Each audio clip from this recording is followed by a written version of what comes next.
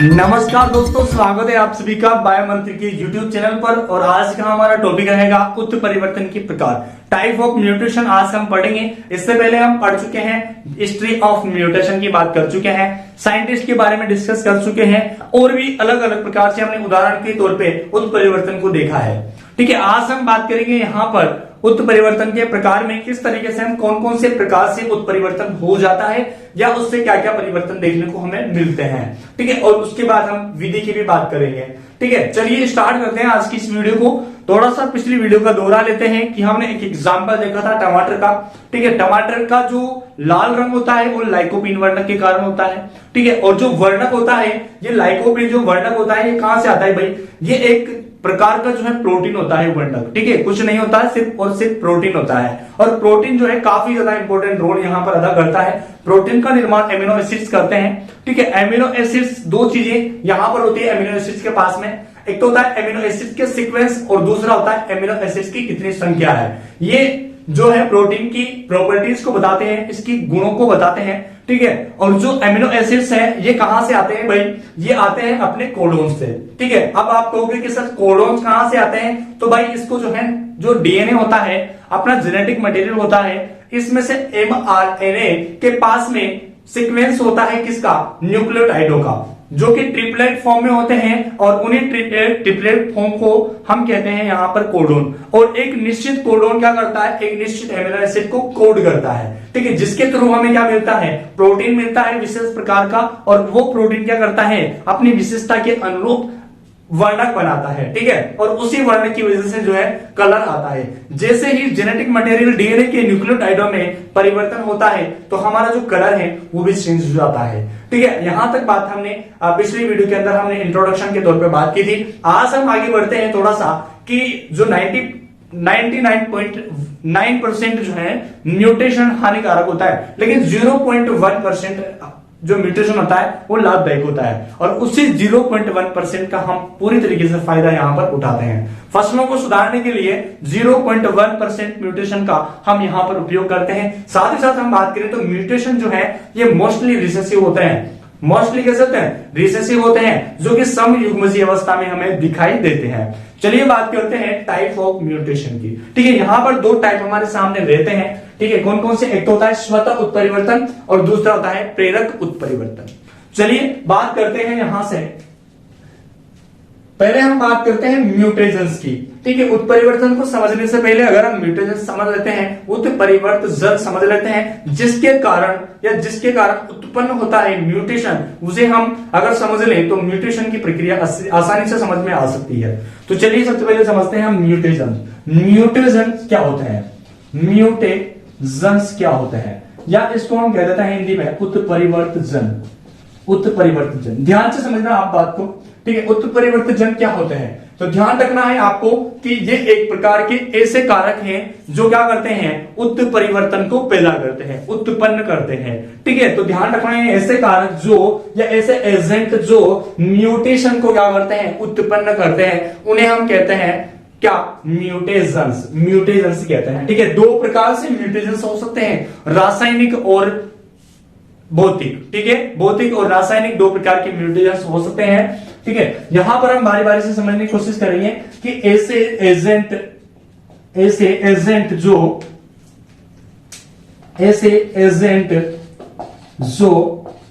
Mutation को उत्पन्न करते हैं, उन्हें हम कहते हैं म्यूटेशंस। ठीक है, दो प्रकार से हो सकते हैं आपके सामने यहां पर। एक तो है फिजिकल म्यूटेशंस और एक हो जाते हैं हमारे पास में केमिकल म्यूटेशंस। केमिकल म्यूटेशंस, बात समझ में आ रही है आप लोगों को? ठीक है, देखो केमिकल म्यूटेशन क्या होते हैं और फिजिकल म्यूटेशंस क्या होते हैं।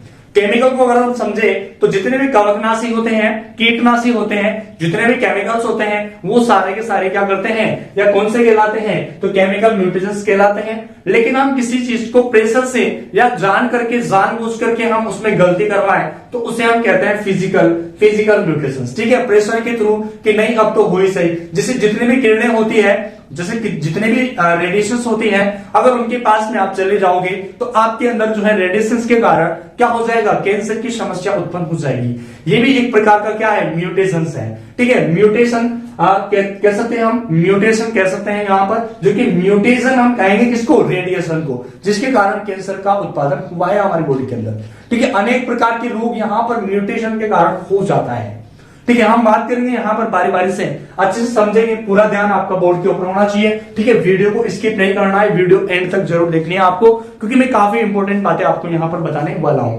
आपके एग्जाम के अंदर से काफी ज्यादा इंपॉर्टेंट ये टॉपिक रहता है। तो चलिए यहां से डिटेल से हम पढ़ने की शुरुआत करते हैं। टाइप्स ऑफ, एक बात और समझ लो यहाँ पर कि म्यूटेशन कब होता है, म्यूटेशन कब होता है। ठीक है, म्यूटेशन कब होता है तो ये समझ लेना आप यहाँ पर। सबसे पहली चीज है कि युग्मक निर्माण से पहले होता है, दूसरी चीज युग्मकों में हो जाता है, तीसरी चीज युग्मनज में भी म्यूटेशन हो जाता है। तीन कंडीशन यहां पे आती है। सबसे पहली चीज है युग्मक, युग्मक निर्माण से पहले, निर्माण से पहले। दूसरी बात है कि युग्मकों में, कहां पर, युग्मकों में भी क्या हो जाता है, म्यूटेशन हो जाता है। तीसरी बात ध्यान से समझना यहां पर, युग्मनस मतलब जायगोट में भी क्या हो जाता है, म्यूटेशन हो जाता है। आगे यहां से बात समझ में। अब स्टार्ट करते हैं हम टाइप ऑफ म्यूटेशन को। ठीक है, type of mutation, types of mutation. ठीक है, टाइप्स ऑफ म्यूटेशन की बात करें तो दो प्रकार का होता है।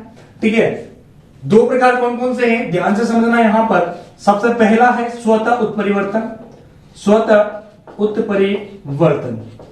ठीक है, स्पॉन्टेनियस म्यूटेशन। ठीक है, और दूसरा होता है हमारे सामने यहां पर प्रेरित उत्परिवर्तन, प्रेरित उत्परिवर्तन, इंड्यूस्ड म्यूटेशन इसको हम कह सकते हैं। ठीक है, इंड्यूस्ड म्यूटेशन की हम बात कर रहे हैं यहां पर। ठीक है, अब समझते हैं कि स्वतः उत्परिवर्तन क्या होता है। यदि मान लो किसी भी जीव के अंदर बिना किसी कारण की उत्परिवर्तन हो जाता है या म्यूटेशन हो जाता है तो उसे हम कहते हैं स्वतः उत्परिवर्तन। बात समझ में आ रही है आप लोगों को, बिना किसी कारण या बिना किसी म्यूटेशन के अगर उत्परिवर्तन होता है तो उसे हम कहते हैं स्वतः उत्परिवर्तन। ठीक है, यहां पर हम लिख सकते हैं, यहां पर हम क्या लिख सकते हैं कि यदि म्यूटेशन, यदि म्यूटेशन बिना किसी कारण, बिना किसी कारण उत्पन्न होता है, उत्पन्न होता है तो उसे हम कहते हैं स्वतः उत्परिवर्तन। लेकिन प्रेरित उत्परिवर्तन की अगर हम बात करें तो यहां पर होता क्या है, ध्यान से समझना, म्यूटेशन के द्वारा। ठीक है, या जो हम कहें कि म्यूटेशन, म्यूटेशन या म्यूटाजन के द्वारा अगर म्यूटेशन की क्रिया होती है या म्यूटेशन प्रेरित होता है, म्यूटेशन की क्रिया होती है तो उसे हम कहते हैं क्या, प्रेरित उत्परिवर्तन। ठीक है, किसी भी कारक के द्वारा यहां पर उत्परिवर्तन की क्रिया होगी। और कारक मैंने आपको बता दिए कितने प्रकार के हो सकते हैं, दो प्रकार के, एक तो केमिकल है और एक फिजिकल है। बात समझ में आ रही है आप लोगों को। ठीक है, यहां पर हम समझ सकते हैं कि एक तो केमिकल है, केमिकल म्यूटेशन है, म्यूटाजन है। ठीक है, केमिकल म्यूटाजन है, और दूसरा है फिजिकल म्यूटाजन। ठीक है, रासायनिक और फिजिकल म्यूटाजन। ठीक है, अब यहां से हम समझते हैं कि केमिकल म्यूटेशंस कौन कौन से हो सकते हैं और फिजिकल म्यूटेशंस कौन कौन से हो सकते हैं। ध्यान से सुनिएगा बात को। यहां पर केमिकल की अगर हम बात करें तो केमिकल के अंदर सबसे पहले नंबर पे यहां हम देख सकते हैं कि इसके अंदर जितने भी हैं, जितने भी म्यूटेशंस आएंगे वो कौन से आएंगे, केमिकल्स आएंगे। ठीक है, जितने भी आएंगे या तो कीटनाशी होगा या फिर कवकनाशी होगा। सबसे पहले हम बात करें तो फॉर्मेल्डिहाइड हमारे पास में आता है, फॉर्मेल्डिहाइड। ठीक है, दूसरे नंबर पे आता है फिनोल। ठीक है, दूसरे नंबर पे क्या आता है, फिनोल आता है। तीसरे नंबर अगर हम बात करें तीसरे नंबर की तो यहां पर हम देख सकते हैं 5 ब्रोमो यूरेसिल आता है। ठीक है, 5 ब्रोमो यूरेसिल आ जाएगा, फिर 5 क्लोरो यूरेसिल आ जाएगा, 5 आयोडो यूरेसिल आ जाएगा। उसके बाद हम बात करें यहां से तो नाइट्रस एसिड आ जाएगा, और उसके बाद हम देखें तो मस्टर्ड गैस हमारे पास में यहां पर केमिकल म्यूटेशंस आ जाते हैं। तो यहां पर हम देख लेते हैं 5 आयोडो यूरेसिल। ठीक है, 5 नंबर पे हम देखें तो 5 क्लोरो यूरेसिल। ठीक है, 6 नंबर पे हम देखें यहां पर तो हमारे सामने क्या आ जाता है, यहां से आ जाता है नाइट्रस एसिड, नाइट्रस एसिड। ठीक है। 7 नंबर पे हम बात करें तो मस्टर्ड गैस, मस्टर्ड गैस आ जाती है। तो ये सारे के सारे केमिकल म्यूटेशंस हैं, है ना। और फिजिकल म्यूटेशंस की बात करें तो ये दो प्रकार से हो सकते हैं, ठीक है। ये हम यहां पर देख सकते हैं कि एक प्रकार की क्या है, रेडिएशन से, ठीक है। इसके अंदर सारे के सारे जितने भी रेडिएशंस होती हैं वो सारी के सारी इसके अंदर आएंगे, विकिरण आएंगे इसके अंदर, ठीक है। विकिरण भी दो प्रकार की होती है, एक तो होती है आयनाइजिंग, ठीक है, आयनाइजिंग होंगी एक तो, और दूसरी होगी नॉन आयनाइजिंग, ठीक है, नॉन आयनाइजिंग, नॉन आयनाइजिंग। बात समझ में आ रही है, ठीक है। यहां पर अगर आयनाइजिंग की बात करें हम तो ये उच्च वेधन क्षमता वाली किरणें होती है और ये निम्न क्षमता वाली या निम्न वेधन क्षमता वाली किरणें होती है। बात करें यहां पर तो ये उच्च वेधन क्षमता वाली, उच्च वेधन क्षमता वाली क्षमता होती है इनकी, उच्च वेधन क्षमता, ठीक है। इनकी निम्न मतलब कम क्षमता होती है वेधने की, वेधन क्षमता, निम्न वेधन क्षमता या कम वेधन क्षमता, ठीक है। उच्च वेधन क्षमता की हम बात करें तो इसके अंदर कौन कौन सी रेज आ सकती है, तो यहां पर समझना ध्यान से। एग्जांपल के तौर पर हम बात करें तो अल्फा आ जाएगी, ठीक है, बीटा आ जाएगी और गामा आ जाएगी। उसके साथ साथ हम बात करें तो एक्स किरणें आ जाएगी, ठीक है। एक्स किरणों की यहां पर हम देखें तो एक्स किरणों के बारे में अनेक प्रकार के मत रहते हैं वैज्ञानिकों के। पहला वैज्ञानिक आता है सन 1927 में और इस वैज्ञानिक का नाम है मूलर, ठीक है। और इन्होंने जो है ड्रोसोफिला के ऊपर एक्स किरणों का उपयोग किया था, ठीक है, प्रयोग किया था। तो यहां से हम देख सकते हैं मूलर नामक एक साइंटिस्ट आता है और इन्होंने जो है एक्स किरणों का उपयोग किस पर किया, ड्रोसोफिला पर, ड्रोसोफिला पर इन्होंने एक्स किरणों का उपयोग किया। साथ के साथ अगर हम बात करें यहां से तो म्यूटेशन जो ब्रीडिंग है उसकी खोज भी किसने किया है, मूलर ने की है। म्यूटेशन ब्रीडिंग, म्यूटेशन ब्रीडिंग की खोज भी किसने की है, मूलर ने की है। और इस म्यूटेशन ब्रीडिंग का उपयोग जो है फसलों के उत्पादन में, नई फसलों की किस्मों के उत्पादन में किया जाता है। इतनी बात आपको ध्यान रखनी है। साथ के साथ एक और साइंटिस्ट आता है सन 1928 की बात है, ठीक है, जिसका नाम है स्टेडलर। क्या नाम है, स्टेडलर की बात हम यहां पर कर रहे हैं। और इन्होंने एक्स किरणें और गामा किरणों का उपयोग करके मेज के अंदर उत्परिवर्तन को पैदा किया था। किसके अंदर, मेज मतलब मक्का के अंदर, ठीक है। एक्स किरणों और गामा किरणों की, गामा किरणों का उपयोग किया और इन्होंने मेज के अंदर मतलब मक्का के अंदर जो है क्या किया, उत्परिवर्तन का प्रयोग किया, ठीक है। आगे हम बात करें यहां पर एक और साइंटिस्ट हमारे सामने आता है और उसका नाम क्या है, professor M S Swaminathan, M S Swaminathan. भैया इसका नाम क्यों ले रहे हैं, सबसे पहली बात आपको ध्यान रखनी है कि इनका इंडिया के अंदर बहुत बड़ा रोल है। ग्रीन जो रिवॉल्यूशन का जनक है वो इन्हें कहा जाता है, एम एस स्वामीनाथन को, ठीक है। हरित क्रांति का जनक एम एस स्वामीनाथन को कहा जाता है। तो यहां पर हम लिख सकते हैं father of green revolution in India, ठीक है। इंडिया के अंदर हरित क्रांति को लाने का जनक, इनको लाने का श्रेय जो है एम एस स्वामीनाथन को है। इन्होंने किया क्या है, एक ड्वार्फ वीट वेराइटी है, ठीक है, ड्वार्फ वीट वेराइटी, इसमें परिवर्तन करके इन्होंने नए प्रकार की वेराइटी को डेवलप यहां पर किया है, ठीक है। इन्होंने गामा किरणों का उपयोग किया था, ध्यान रखना है आपको। इस पर क्या किया इन्होंने, और इसका नाम ध्यान रखना, यहां से नाम क्या है, सोनारा 64। सोनारा 64 नाम तो सुना ही होगा आपने। इस पर इन्होंने क्या किया, गामा किरणों का उपयोग किया, ठीक है, गामा किरणों का उपयोग किया और इसमें म्यूटेशन को पैदा किया, उत्परिवर्तन किया इसके अंदर, ठीक है। और एक नई जो किस्म है वो इन्होंने यहां पर डेवलप की, ठीक है, जिसका नाम है सरबती सोनारा। क्या नाम है, सरबती सोनारा, जो कि एक वीट की न्यू वेराइटी है। वीट की क्या है, न्यू वेराइटी इन्होंने जो है डेवलप की थी। यह आपको बात ध्यान रखनी है। इसके बाद में हम बात करते हैं उत्परिवर्तन प्रजनन की विधि की, ठीक है। तो चलिए नेक्स्ट स्लाइड पे इसको हम साफ कर देते हैं, इसका आप जो है स्क्रीनशॉट ले सकते हैं। तो दोस्तों आगे हम बात करते हैं उत्परिवर्तन प्रजनन की विधि की। चलिए दोस्तों यहां से हम देखते हैं कि उत्परिवर्तन प्रजनन की विधि क्या है। यहां से हम लिख लेते हैं उत्परिवर्तन प्रजनन की विधि। इंग्लिश में अगर हम कहें तो procedure of mutation breeding, procedure of mutation breeding.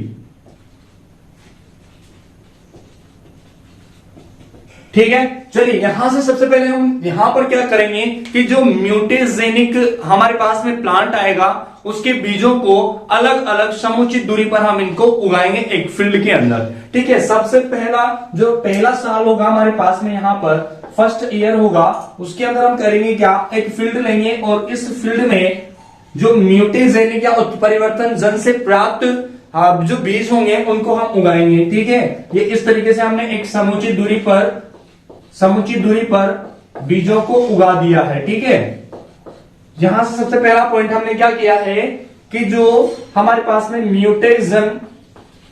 म्यूटेजन से उपचारित बीज है, उपचारित बीजों को समुचित दूरी पर उगाते हैं। ठीक है, अब उगाने के बाद में करेंगे क्या, यहां पर इन पादपों के अंदर जो ये हमारे पास में जनरेशन होगी ये कौन सी होगी, M1 होगी। ठीक है, क्योंकि म्यूटेशन हम पढ़ रहे हैं तो म्यूटेशन की जो पहली जनरेशन है उसके अंदर हमने म्यूटेशन से उपचारित बीजों को एक समुचित दूरी पर उगा दिया है। ठीक है, अब बात करते हैं इसके अंदर हम करवाएंगे सेल्फ पोलिनेशन। क्या करवाएंगे, सेल्फ पोलिनेशन मतलब स्वपरागण की क्रिया करवाएंगे। अब यहां से हम समझ लेते हैं कि दूसरी बार में जो हमारे पास में प्राप्त होंगे बीज सेल्फ पोलिनेशन से वो होंगे एकल पादप। ठीक है, एकल पादप संततियां हमारे यहां से मिल जाएगी।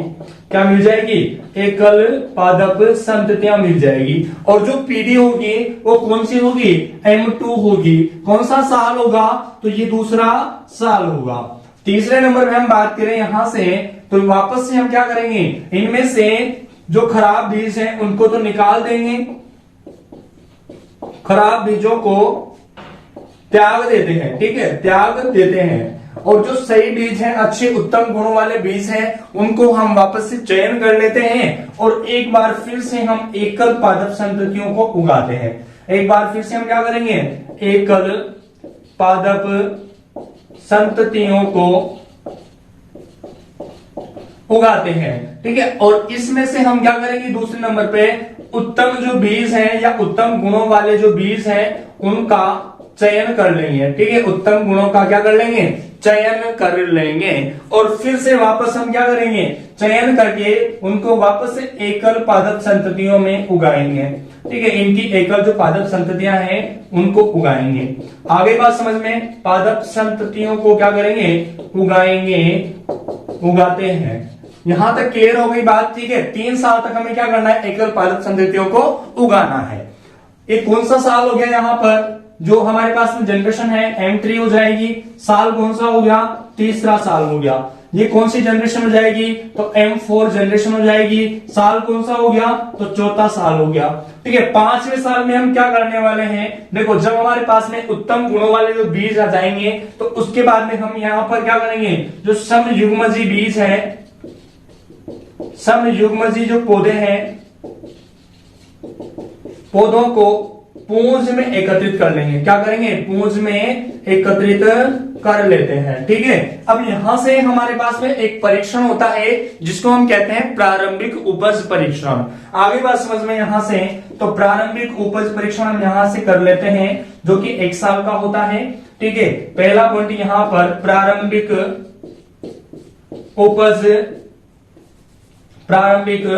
उपज परीक्षण यहां से हम कर लेते हैं और उसके साथ साथ हम क्या करते हैं, यहां पर प्लस यहां पर इसकी उपज को देखते हैं और प्लस में हम यहां पर रोग रोधिता जो परीक्षण है वो भी करते हैं। क्या करते हैं, रोग रोधिता परीक्षण भी करते हैं।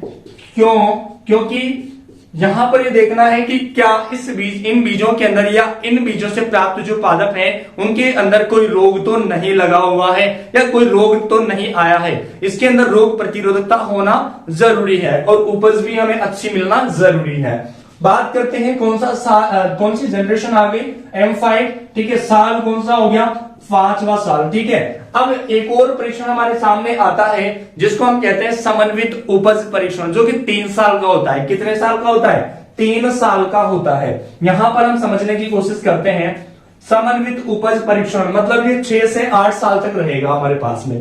कितने साल तक? 6 से 8 साल तक। और पीढ़ी कौन सी आएगी? M6 से M8। ठीक है, अब ये समन्वित उपज परीक्षण हम करेंगे, यहां पर समन्वित उपज परीक्षण करेंगे जो कि कितने साल का है? 3 साल का होता है।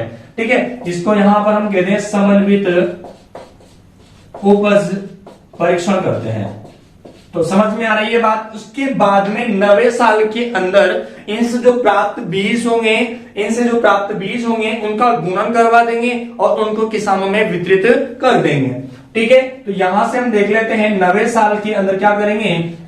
जनरेशन तो M9 आ गई। ठीक है, और बीजों को वापस से एक बड़े फील्ड के अंदर उगाएंगे और उनको हम क्या करवाएंगे? गुण का मल्टीप्लिकेशन करवाएंगे, मतलब उनका गुणन करवाएंगे और उसके साथ साथ हम क्या करवाएंगे? गुणन करवाने के बाद में उनको वितरित कर देंगे। ठीक है, वितरण उनका किसानों में कर देंगे। ठीक है, तो गाइस कैसी लगी आपको वीडियो? अगर अच्छी लगी है तो वीडियो को लाइक कर दीजिए और चैनल को अभी तक सब्सक्राइब नहीं किया है तो सब्सक्राइब कर दीजिए। पास में जो बेल आइकन है उसको प्रेस कर लीजिए ताकि आने वाला हर वीडियो का नोटिफिकेशन आपको टाइम टाइम मिलता रहे। तो गाइस आज के लिए इतना ही, बाकी फिर से मिलते हैं अपन नए वीडियो के साथ में। तब तक के लिए जय हिंद, जय भारत।